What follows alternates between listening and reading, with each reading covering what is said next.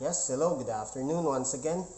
I'm going to present to you today is about rounding numbers or rounding off numbers. So let's learn, let's enjoy, and let's have fun for today. Okay, so I'm going to discuss to you one by one on how or what is the easiest way in rounding numbers. Let's start.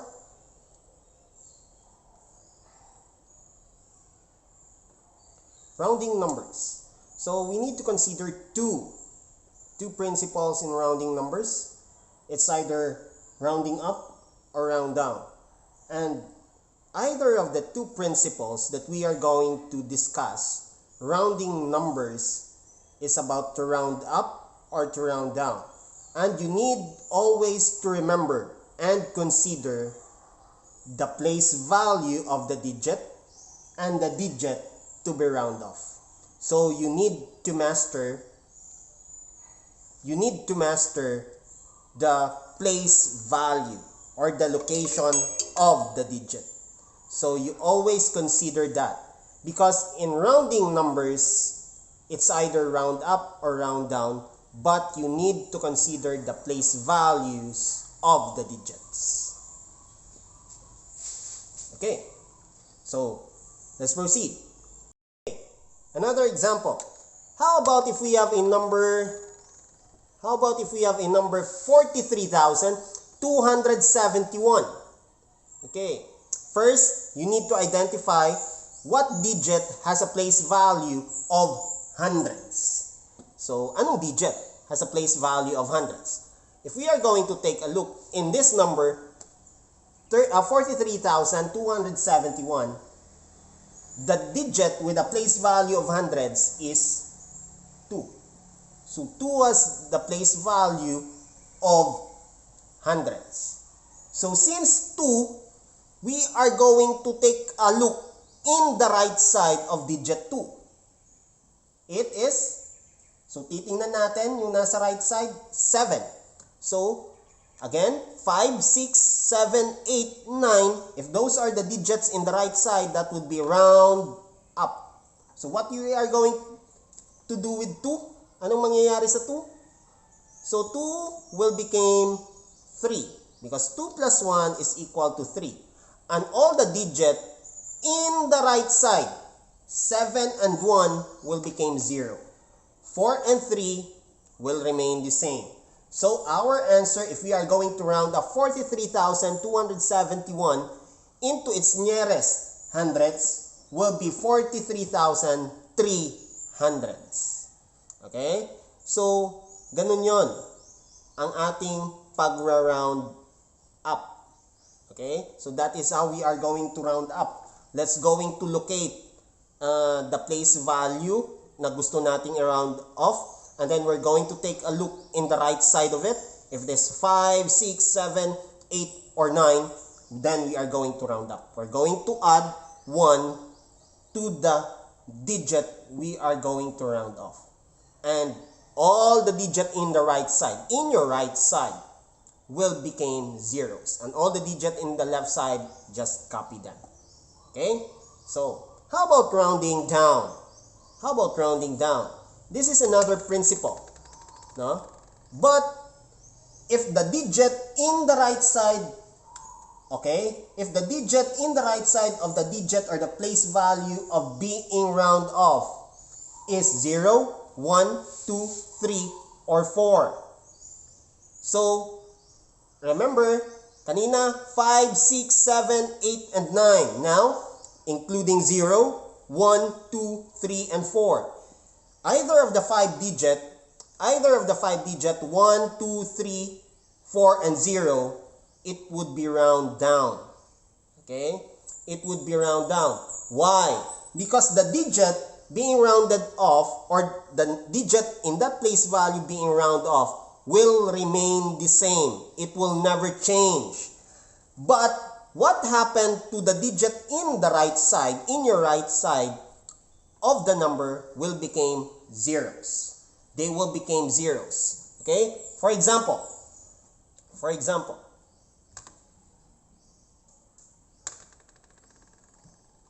in that number, okay, 65,528.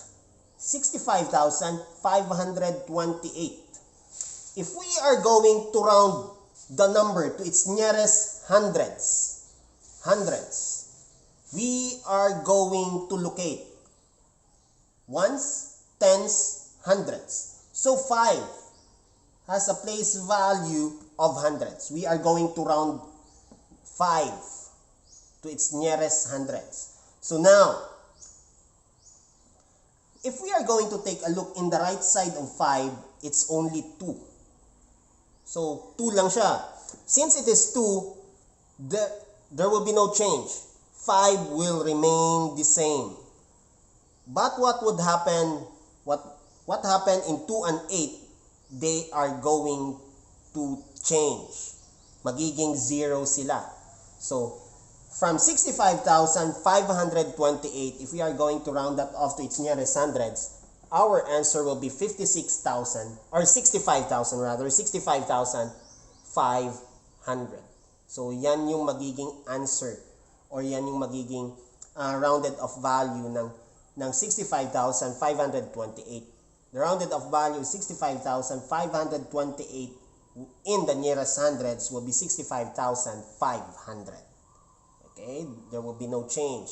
Because if we are going to take a look that 28 is much nearer to 500 than to 600. Okay?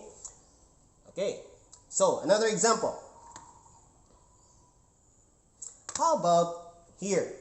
Yes, let's take a look. I will not cover that. In this digit, in this number, 43,271, we are going to round that off to its nearest 10,000s. And 4 here has a place value of 10,000s. So since in the right side of 4 is 3, there will be no change. 43210, no change. So no change. 4 will remain the same. Walang pag-add. 4 will remain the same. And all the digit in your right side will become 0.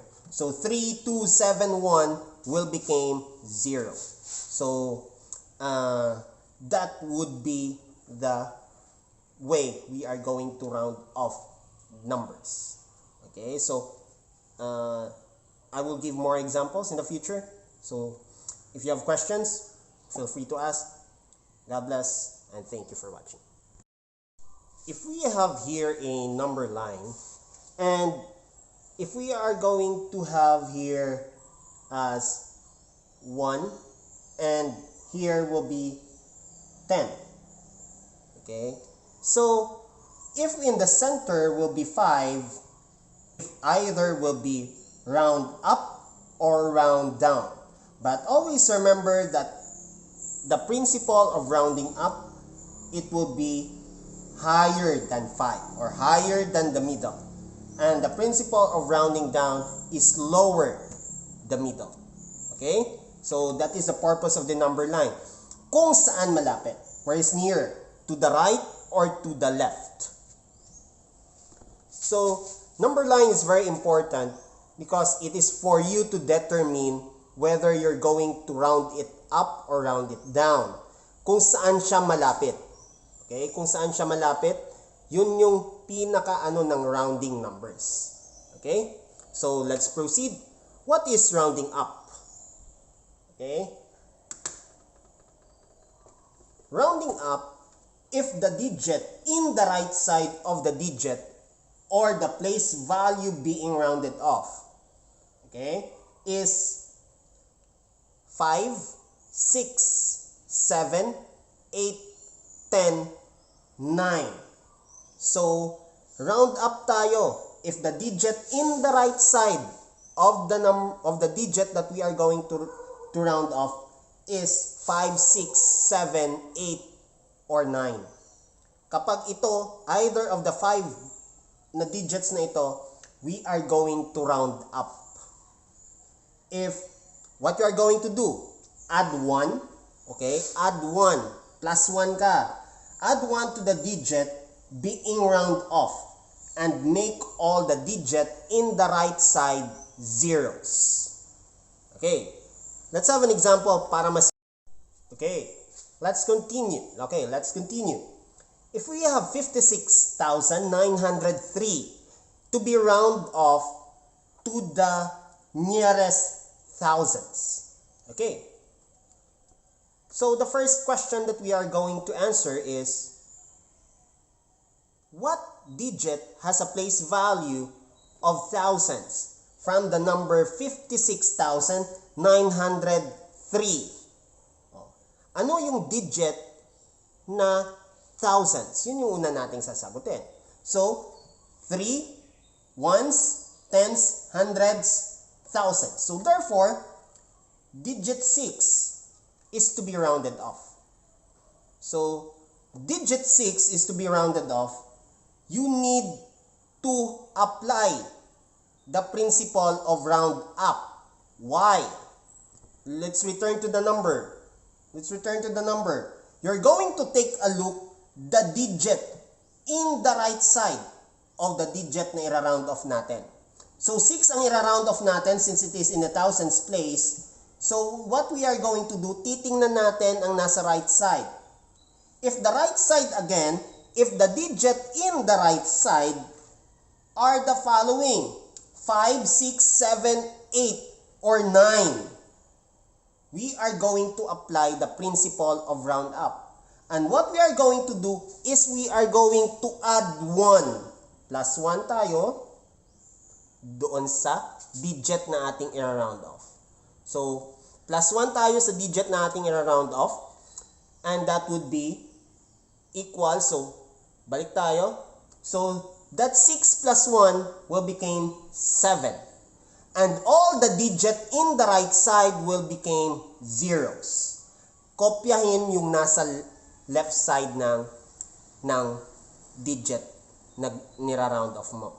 So, copy 5, 6 will become 7, and 9, 0, and 3 will become zeros. So, magiging zeros yung lahat. So, if we are going to round off 56,903 into its nearest thousands, our answer will be 57 thousandths. Okay? So 57 thousandths if that is to the nearest thousands. Another example. Another example that we have is how about